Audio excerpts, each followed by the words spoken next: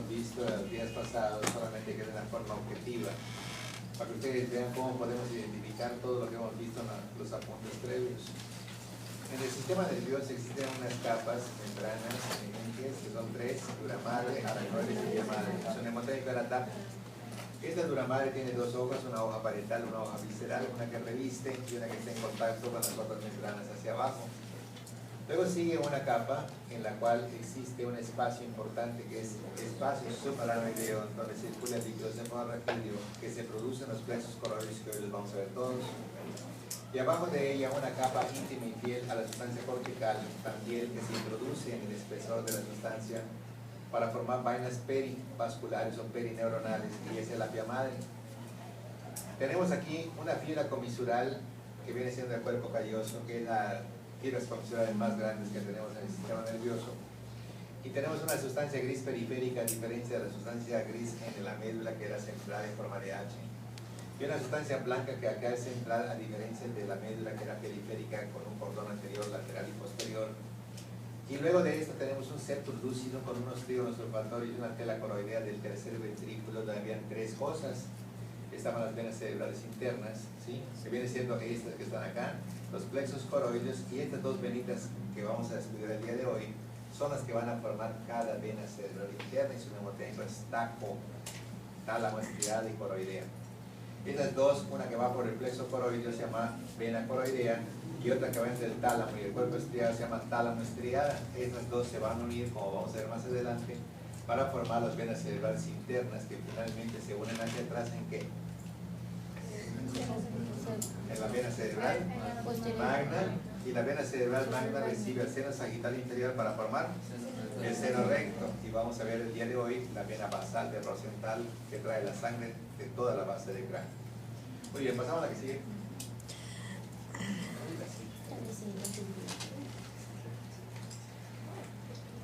A nivel del cráneo, nos hace recordar que los huesos del cráneo son convexos porque van a dar un poquito más de superficie endocraniana al encéfalo, al tallo cerebral y al cerebelo.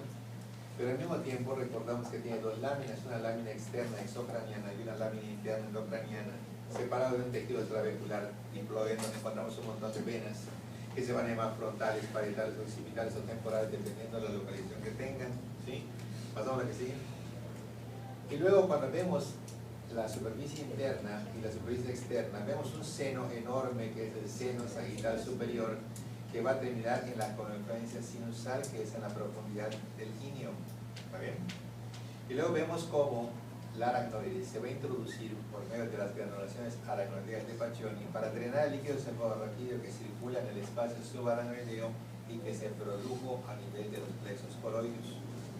Esto va a seguir por un sistema ventricular, como vamos a ver, para luego salir otra vez por los agujeros de McGinty y de Lushka al espacio subaracnoideo, y así hasta la circulación general, para que luego vayamos finalmente a las yugulares. Una arteria que está en el fondo del eptelio, meninga media, rama anterior, porque la rama posterior se dirige hacia el estelio. Pasamos a la que sigue. Y si hacemos un corte sagital, podemos ver la distribución de la rama anterior como de la rama posterior de la meningia media, y ver que esta carótida externa termina en dos ramas terminales, estema temporal superficial, maxilar interna. Y esta maxilar interna es la que va a dar 17 ramas y nos va a dar problemas de epistaxis a través de una arteria que se llama esfenopalatina. ¿Para que sigue? Y un acercamiento, ¿verdad?, nos hace ver un color verde que representa ¿qué? Y que esta pía madre se introduce en el espesor de la sustancia cefálica para formar vainas perineuronales o perivasculares, y luego por encima de ella un espacio subaracnoideo, esa por debajo del aracnoides, y luego vemos cómo se invagina el seno sagital, granulaciones aracnoideas de Paccioni, que a veces se invaginan tanto que llegan a producir una cierta presión en el hueso parietal, y en el cráneo podemos ver un montón de fositas, que son las fositas aracnoideas, resultados de la presión de estas vellosidades aracnoideas de Paccioni, como se puede ver acá. Vemos el tejido trabecular diploide, las venas emisarias, la galea poneurótica, el tejido cerebral subcutáneo y la piel. ¿La que sigue? Cuando hacemos un corte de la dura madre, podemos apreciar cómo la arteria, que es la rama anterior de la meningia media, se va directamente acá las ramas y se ven venas frontales, venas parietales, venas temporales y venas occipitales que todas van a ir siguiendo al seno sagital superior. ¿Está bien? ¿A qué sigue? Y aquí en la anterior vemos la representación principal de todos los senos venosos que están dentro del cráneo y vemos una hoz en donde aquí iría un palito. ¿De qué sería? Para la muerte, ¿verdad? La hoz del cerebro presenta dos bordes. Un borde superior convexo que presenta el seno sagital superior, seno longitudinal superior, y un borde inferior también convexo o boca hacia abajo que presenta el seno sagital inferior que recibe a la vena cerebral magna o ámpula de Galeno y luego se forma el seno recto. Y luego por abajo viene sopo y todo a la confluencia sinusal para que salga este seno lateral con una S, porción sigmoidea, y luego salir por la gorra al lado posterior, formar un bulbo por la yugular y bajar lateralmente al cuello en vaca yugum para encontrarse con la subclavia y formar ángulo de Virgo del lado derecho e izquierdo, troncos venosos encefálicos, cava superior y corazón. ¿Sí? Y luego vemos entonces en esta representación a esto que es el seno intercavernoso anterior, seno intercavernoso posterior y una glándula hipófisis en su fosa pituitaria, con un colon anterior que corresponde a la adenihipófisis, una parte posterior que es la prolongación de la neurohipófisis y una parte intermedia para los melanocitos, fase intermedia, y luego podemos apreciar un seno esfenoidal, un seno frontal. No podríamos ver los celdías esfenoidales, ni mucho menos el seno maxilar, que son los senos paranasales, el músculo más grande de la lengua, ingenio gloso, y vemos el techo de la cavidad bucal y el suelo de la cavidad nasal, mapa con tres cuartas partes anteriores por el maxilar y la cuarta parte posterior la horizontal del palatino, y aquí tenemos a la úvula, apófisis odontoides, y aquí tenemos al lepo, ligamento espinal posterior, que a partir de acá se llama media membrana tectoria, que va directamente hasta la porción basilar. Y luego vemos ahí en el fondo a una arteria meningia media, su rama anterior, y vemos aquí a esto que es meato interno, donde va a estar la laberintica facial, dos ramas, ave, auditiva y vestibular del octavo par craneal, y vemos acá abajo los glosofaringes espinal y nemogástrico entre un seno chico, petroso inferior, y un seno grande, el seno lateral. ¿A qué sigue? Y este que es una de las principales diapositivas que me gusta un montón porque como dice el proverbio que una figura habla más que 1000 palabras, en esta diapositiva tienen todos los nervios, todas las arterias, todas las venas y todo lo que es la dura madre representado en una sola diapositiva. Vamos a empezar. El primer par craneal estaría representado en la lámina cribosa, se llama olfatorio. El segundo par craneal lo vemos acá, que es el nervio óptico, lo vemos salir acá. El tercer par craneal, el cuarto, el quinto, el sexto, 3456 venas oftálmicas van a estar en la hendidura orbitaria superior, pero vemos acá el trigémino en el cabo de Meckel, ganglio de Gassen, tres ramas, una oftálmica, una maxilar superior y una voluminosa maxilar inferior, una por el redondo, otra por el oval y otra en la hendidura orbitaria superior, para luego pasar a la PA laberíntica, dos ramas prácticamente que van a formar el auditivo y una rama del nervio facial, y acá abajo un seno chiquitito, uno más grande y tres nervios en medio, glosofaringe espinal y neumogástrico entre el seno petroso inferior y el seno lateral para bajar al 12º par craneal que era el hipogloso. ¿Sí? Que al final de la plática vamos a ver cada nervio a dónde va. Por ejemplo, el olfatorio que es sensitivo, el óptico que es sensitivo, que el octavo es sensitivo, y decimos 128 seno. ¿Y los que mueven el globo ocular cuáles son?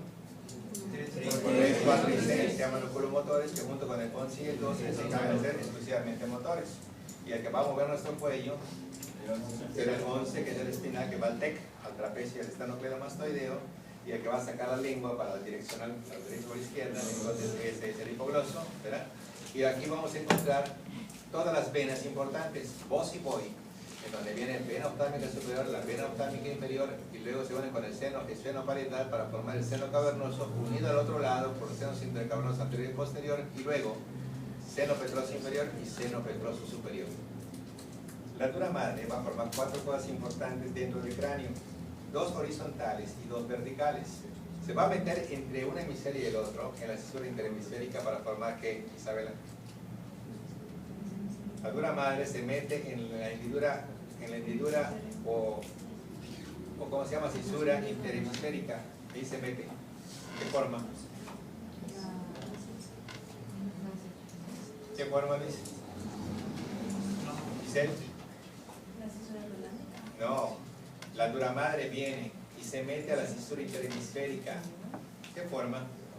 La O del cerebro. Entonces la O del cerebro viene arriba del seno sagital superior y viene abajo del seno sagital inferior. De la misma forma como se mete acá, se va a meter acá abajito.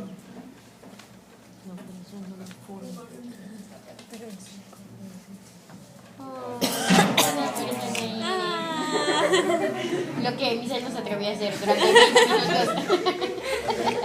Yo voy a ser el maestro para que le sientan. Perfecto. Muy bien. A mí que me dé París, no importa. Entonces, aquí tenemos que la vena, la cisura interhemisférica permite la entrada de la dura madre, y de la misma forma, cuando veamos cerebelo, también se va a introducir entre los lóbulos del cerebelo como os del cerebelo. Pero existe una introducción horizontal que va a formar el techo del cerebelo y se llama tienda del cerebelo. Y esta abertura que permite aquí el paso del tallo cerebral se llama foramen oval. Y si ustedes se fijan, esto continúa acá, foramen oval, ¿sí? Como el corazón, foramen oval.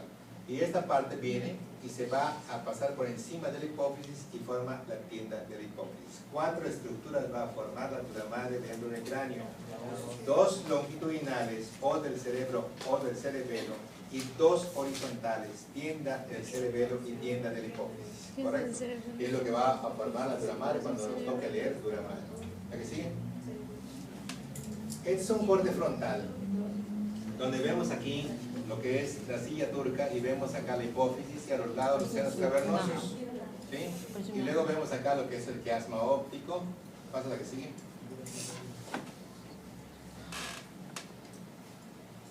Y cuando nosotros recordamos que el sistema nervioso tiene un origen de una porción vertical que da origen a la médula espinal y una porción craneal horizontal breve con 3 yemas, dijimos que la yema anterior daba origen al prosencéfalo, cerebro anterior, pero que a su vez tenía 2 prominencias, una anterior que daba el telencéfalo, que es esto, y una inferior que ocupaba el centro de todo esto, que era el diencéfalo, cuya cavidad era el tercer ventrículo. En esto, que es lo más grande de las subdivisiones del cerebro, tenemos 1, 2, 3 y 4 lóbulos, que hablamos de una terminología diferente: surcos, cisuras, giros o circunvoluciones. Pero dijimos que los surcos son superficiales y que las cisuras son profundas, y hablamos de 2 cisuras laterales. Una cisura central de Rolando, que es oblicua, y una cisura horizontal de Silvio. ¿Está bien?